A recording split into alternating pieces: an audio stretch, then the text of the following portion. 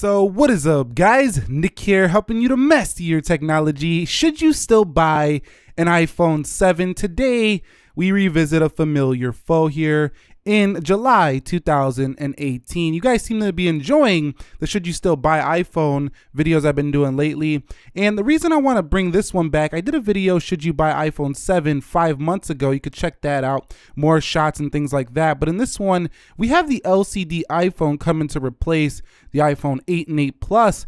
And this one is going to get even cheaper. But at the same time, you might want to question, should you still buy it here when there's going to be a cheaper variant of an LCD coming with a newer design? That's the real question here. Okay, guys, so let's discuss the body and the build of this device really quickly here. We're talking about 138 grams. This is 7.1 millimeters thin. So you can see a very thin device. I mean, it's on par basically with the iPhone 6S and the 6 series. But this phone just has a nice weight to it. And that's one thing I really enjoy about using this over even the 7 Plus, its brother, is that it's just so much smaller and so much lighter. So just holding this phone in the hand is super comfortable. Now, yes, the iPhone SE and the iPhone 5S devices were lighter than this, but this still offers an extremely light feel, especially if you compare it to any of the newer devices that are all weighing at over 150 grams. But overall, the feel in hand to me, I really like the aluminum feel over the glass back, because the glass back gets a lot of, fingerprints. This one, the matte black, is just a very clean looking device. Now on the front, of course, you still need to protect this with a screen protector. I don't have one on mine because I keep it in a very durable case, but this will crack on the front, however. But on the whole, the body has felt very light. I mean, if you like that association of heavy to premium, then the iPhone 7 is probably not going to feel great to you. But if you like that really balanced, lightweight device with a lot of power in your hand, you're going to love the iPhone 7 still, because it's even lighter than the iPhone 8. So that's my impressions of the body. It's pretty strong, featherweight, and it's just really comfortable to use day to day. Okay, so talking a little bit more about the display, here is where the iPhone 7 is a mixed bag, because the iPhone 7 does have your traditional, 16:9 display. It also has a pretty good display. It's LCD, but it's very well calibrated and very balanced colors. So let's go ahead and go into the wallpapers here and take a look at some other wallpapers to show off the display a little bit more.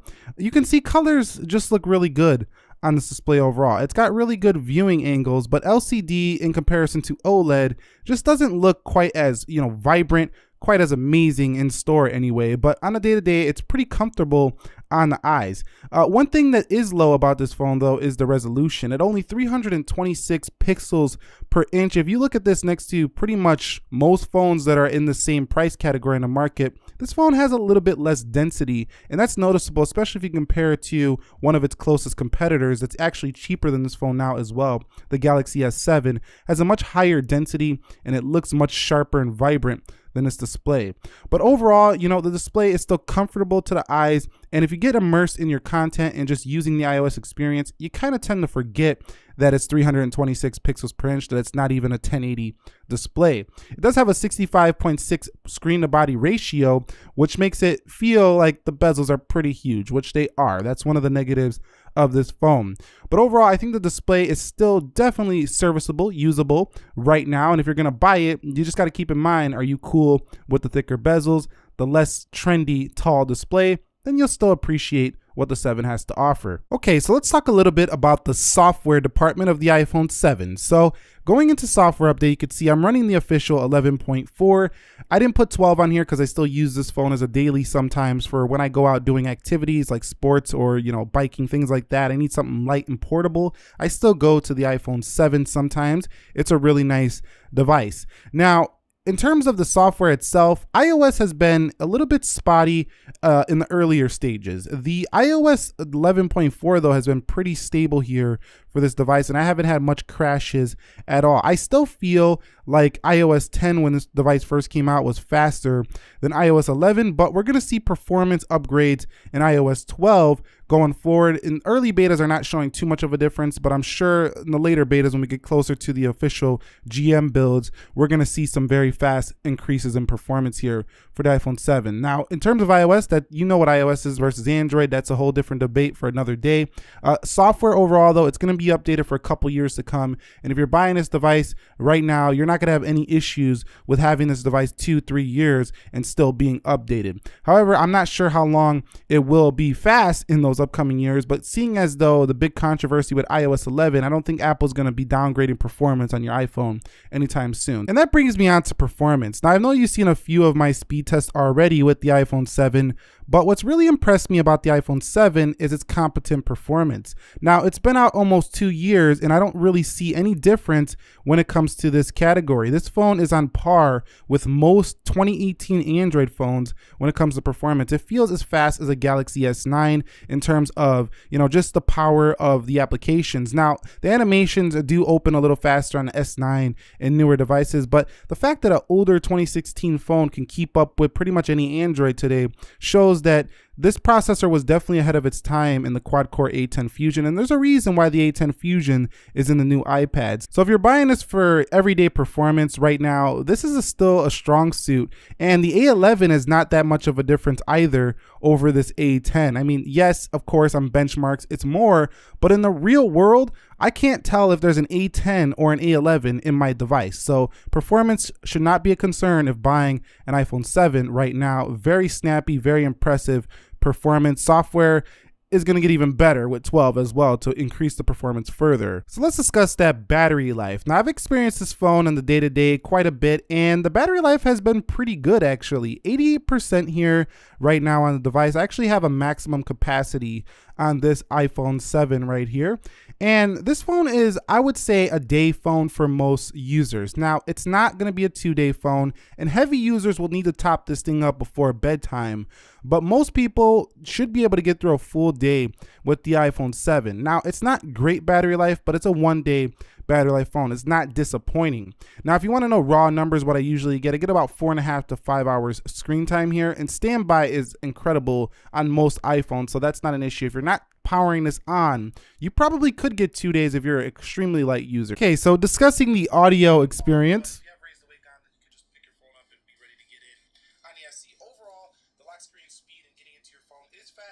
It's pretty good. It does have dual speaker here, so you got one down here, one embedded within the earpiece. And I've always pretty much enjoyed the audio experience here when it comes to external. The iPhone 8 though has increased that speaker quite substantially, like 20%. So the iPhone 8 is definitely louder than this phone, but having both is really welcome. I don't really like mono speakers at all. At the bottom though, no headphone jack, and I've lost pretty much every dongle I've ever had. External speakers though are strong for the iPhone 7. So talking about the camera, I don't want to go on too much about this. Just look at the samples and judge for yourself.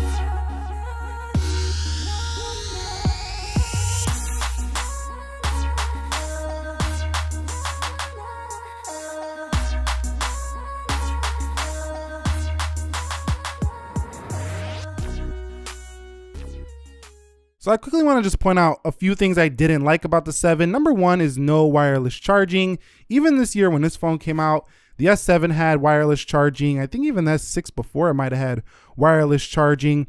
The iPhone 7 also doesn't have a fast charger in the box, so it charges super slow unless you get a bigger like iPad charger for this device. No Bluetooth 5.0 on board, makes Bluetooth connections not quite as fast as the newer Bluetooth 5.0. And this also has really chunky bezels, so I didn't really like that too much. Also, without a case, The iPhone 8 or 7 is super slippery unless you get the jet black one, which kind of comes out with the trade-off of a lot of scratching on that phone. So the aluminum body iPhone 7s are super slippery. So that's a few things I didn't like about this phone overall. They need a case on them for sure. So in conclusion, should you still buy this device? It's easy for a lot of people to just say, yeah, of course, it's still very fast. It's got the latest updates. It's nothing different from the iPhone 8. But if you really think closely about buying this, it's kind of tricky proposition, because right now at this point, we all know the LCD iPhone is coming. And if you buy this phone right now from Apple, you're going to pay over $600 with taxes, especially for the one you really want, which is the 128 gig. And 32 gigs is not quite a bit of storage. But if you get this third party, you could find a deal. It can be an excellent deal still. However, again, you do have the iPhone 8, which is going to come down in a couple of months. I think personally, if you're using a 6S right now, I would hold off a couple months. But if you're the type of person who knows, like, I want that iPhone 7, or I don't want to pay for the newer, more premium iPhones, iPhone 7 is just as good. When the new one comes out, you're not buying it anyway, then this could still be a great device for you. Also, this device comes in multiple colors: matte black, gold, silver. You can still find the red one somewhere, rose gold, and jet black. The iPhone 7 represents what I like to say as balance. It's a balance of good processor, good camera, good display calibration, and just good speed. So overall, it's a nice balanced device, and it runs much better than most budget phones do today. If you found this video helpful, enjoyable, entertaining, informative, do me a favor, click that like button for me. And if you're new here, consider subscribing for more. Any questions, comments, concerns in the comment section. Nick here, helping you to master your technology. Be sure to be well.